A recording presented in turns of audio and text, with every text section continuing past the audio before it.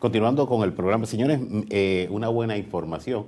Como antes en el 2022 había la duda por la inflación de que se iba a reducir las remesas de la diáspora. Sin embargo, en los 7 meses que lleva este año, las remesas superan los 5.909.3 millones. Ese es un informe que dio el Banco Central acerca de los recursos que se están recibiendo de las diásporas. Esto, según el mismo informe del Banco Central, indica que este aumento se encuentra en línea con la proyección de superar los 10.000 millones al finalizar del año 2023. Esto es una excelente noticia porque uno tenía la duda por la situación que había. En el caso mío nunca tuve la duda, al contrario, había mucha gente que estaba diciendo que bueno, que cuando el gobierno empezó a aumentar la tasa de interés allá por parte de la Reserva Federal, que se está recogiendo el dinero, que iba a bajar sobre todo la remesa de Estados Unidos, que es prácticamente un 85% de todo lo que se recibe en la República Dominicana. Eso le rompe los huevos a los que estaban pronosticando una debacle con la baja de las remesas. Muy interesante. Miren, señores, hay dos temas que ameritan un poquito de tiempo. Si el caso, por ejemplo, del senador Eduardo Estrella de Santiago de los Caballeros y presidente del Senado de la República.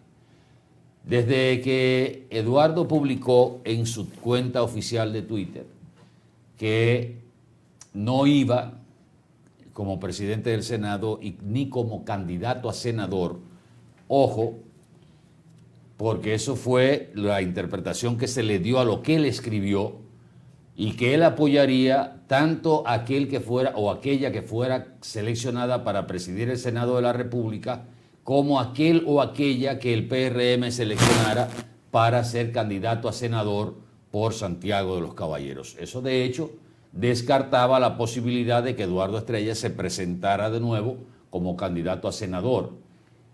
No sé si esos vientos cambien después del viaje de Eduardo con el presidente al desfile de Nueva York. Estos vientos, estos aires de Nueva York a veces hacen cambiar a la gente. Bueno, es probable que el presidente quizás maneje, le diga a Eduardo, mire, necesitamos usted ser candidato otra vez a senador, pero hasta ahora se supone que Eduardo no va como candidato a senador por Santiago. Y miren algo que es interesante, cómo a veces el verse en el espejo de otro hace que usted tome decisiones correctas.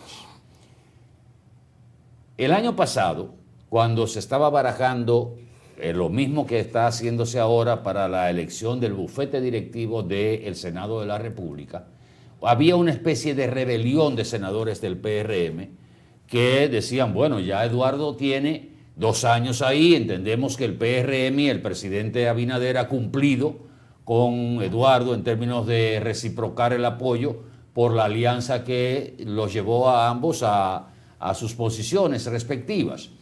Y había esa rebelión. El presidente logró, y las autoridades del PRM lograron que se aceptara nueva vez a Eduardo por un 3er año consecutivo, prometiendo que este año la presidencia del Senado iba a estar en manos de un PRMista para el último año de este periodo de 4.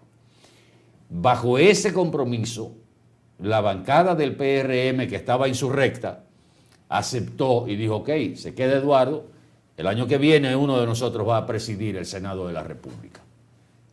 Efectivamente, no hay plazo que no se cumpla ni deuda que no se pague. Llegó este año. Entonces había un compromiso con los legisladores del PRM de parte de la dirección del partido. Y los legisladores dijeron, no, ustedes hay que cumplir esto. O sea, ustedes nos prometieron esto. Era evidente que se estaba tratando hasta última hora de que siguiera al frente del Senado de la República Eduardo Estrella. Sí. Tanto el presidente como la dirección del partido. Pero la presión que había de parte de los legisladores, los senadores del PRM, hizo que prácticamente esto no se diera. Y se eligiera al senador Ricardo de los Santos, que se entiende que es una persona que se ha superado muchísimo, viene de un sector sindical conflictivo, pero aparentemente no es de la línea radical de Fenatrado. Aquellos que bloqueaban el puerto, que cerraban los caminos, que hacían todas las bellaquerías, aquellos que Balaguer una vez le metió la guardia, pero este señor, por lo que he leído de él, ha sido una persona que se ha superado, ha estudiado, bueno, y aparentemente podría ser un buen presidente del Senado. Vamos a ver cómo funciona. Pero ¿a dónde quiero hablar del espejo, Benito? Que fue el inicio del comentario. Miren, el PRM cumplió con la palabra que había empeñado con sus legisladores o con sus senadores para evitar que se le formara un lío terrible. Inclusive hubo un senador que me dijo que si no se cumplía con eso que se había prometido, había un movimiento para llevar a la presidencia del Senado a uno del PLD o a uno de las Fuerzas del Pueblo. Oiga hasta dónde estaba el tema. En el año 2015, a raíz de la intención del presidente Danilo Medina de ir por un nuevo periodo en el 2016, que había que modificar la Constitución, porque no se permitía el periodo, la repostulación consecutiva, o sea, la reelección consecutiva. En Juan Dolio se hizo un pacto entre todos los miembros del comité político, que luego fue refrendado por el comité central del PLD, donde se estableció reelección por reelección. O sea, iban a apoyar la modificación constitucional, la reelección del presidente Danilo Medina, pero todos los síndicos, todos los diputados, todos los senadores, todas las autoridades del partido iban a quedar en el puesto ahí porque fue reelección por reelección. Ese pacto del 2015 incluía, por supuesto, el transitorio que prohibía que el presidente Danilo Medina se pudiera presentar nueva vez como presidente de la República. Ese transitorio es el que tiene Danilo Medina fuera de cualquier competencia por la presidencia de la República. Ese pacto establecía que la Cámara de Diputados los últimos 2 años iba a ser de Demóstenes Martínez, actual candidato a senador de la Fuerza del Pueblo en Santiago. Así es. Cuando vino el último año, el penúltimo año, no se cumplió con Demóstenes Martínez, porque estaba ya el proceso del presidente Danilo Medina de buscar la modificación de la Constitución de la República para ir por otro periodo en el año 2020. Ya ahí vino el descalabro de lo interno del Partido de la Liberación Dominicana. La misma situación que se le iba a presentar al PRM ahora fue la que se le presentó al PLD.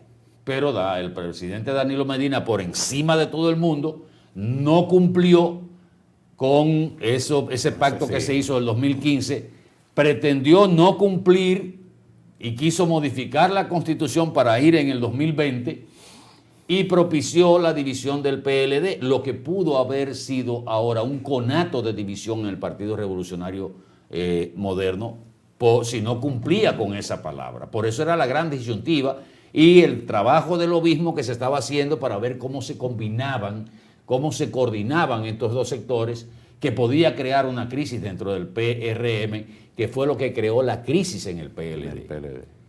Y por eso es que los miembros del comité político del PLD, la mayoría de ellos, el 95%, no se han atrevido a hacer un mea culpa por permitir que su firma, su palabra, cuando firmaron aquel acuerdo en Juan Dolio, todos estamparon sus firmas para salir de esa crisis del 2015 y que se modificara la Constitución para permitir que el presidente Danilo fuera a la segunda a la repostulación en el 2016.